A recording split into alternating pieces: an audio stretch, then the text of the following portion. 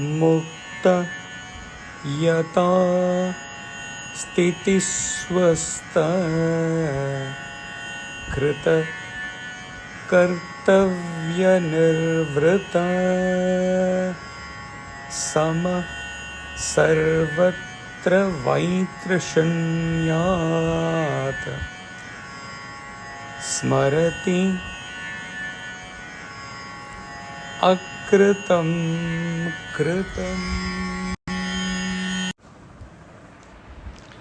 The liberated one who abides in the self under all conditions is released from the idea of actions and of duty. He is the same everywhere,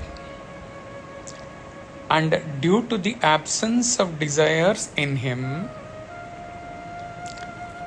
does not brood over what he has done and what he has not done. Actions done in case of a jiva, if the actions undertaken by them gave them satisfaction in the past, they await an opportunity to repeat it in the present. Actions not done. If they regret for not having done something in the past, they look for a chance to do it in the future. Whereas, for a Jivan Mukta existing as self, there can be no action. Remember the earlier verse on Master Idler? Remember a verse where we read and contemplated on the state of a seer for whom even lifting his eyebrows is a task. Opening, not the eyebrows, lifting the eyelids and then bringing it down seems to be a task. A yogi has to have one or two interests. Like Thakurji had taste interest for sweets. Some interest he has to have for keeping him in the world. Otherwise, it is extremely difficult for him to even open his eyes, leave alone undertaking any task.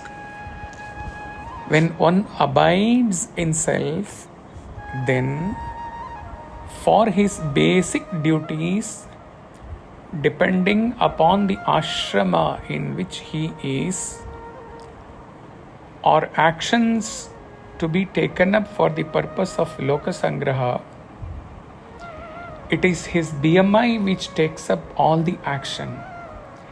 It is his mind which prompts him to do the duty. Even while performing such duties or taking up such actions, a Jivan Mukta has no ego, no I-ness and no mindness. So, none of the actions done by him or not yet done by him can have the root cause as ego, developing to mindness, prompting him to desire any object, making him get attached to the object and then to take up action to possess the same, or developing disliking for something so as to abstain for taking any action due to the negative attachment towards the object. Let us take a practical example. When he moved to the present country 2.5 years before, he thought out of compassion, that he will take many things in a spiritual center with which he was associated earlier for 20 years. Whereas due to various circumstances, in the 2.5 years, he could do very little. He could not do most of the things which he could have effortlessly taken up for sharing with the fellow devotees. He does not think about what he has done, and he does not think about what he could not do. Sometimes he may express about these things to a few as to what he could not do, but those expressions are just out of compassion, and no such expression really affects his state within. Brihadaranyaka Upanishad, there is a verse, part of that verse says, him these two do not overpower, neither the thought, therefore I did wrong, nor the thought, therefore I did right. He overcomes them both. Neither what he has done nor what he has not done does affect him. Exactly echoing the same essence of today's verse. Adding to this, the sage from Ananda Kutir writes, when a man regards the action as if it were for him, he has action mentality, and when he treats of it as God ordained and doing for God, he being just a spectator, he has inaction mentality. If an action is done with nishkamya bhava as Ishvara arpana, then it is no action at all. It is inaction in action.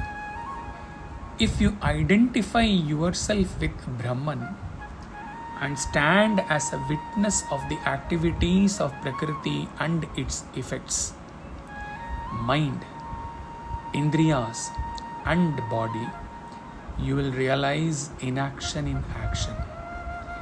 Brahman is nishkriya, akarta,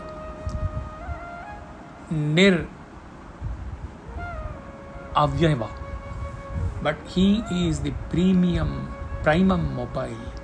He gives a push and Prakriti moves and acts. He gazes and Prakriti moves and acts. Without his presence, Prakriti cannot do anything. Therefore, it is Brahman only who really does all actions. However, totally disassociated with any such action, having a relationless relationship with the entire creation. This is action in inaction as taught in the Bhagavad Gita. Unquote. Let us see the commentary of Acharya.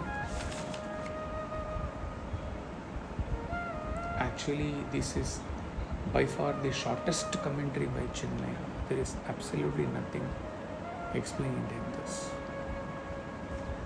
Hari Om Tat Sat.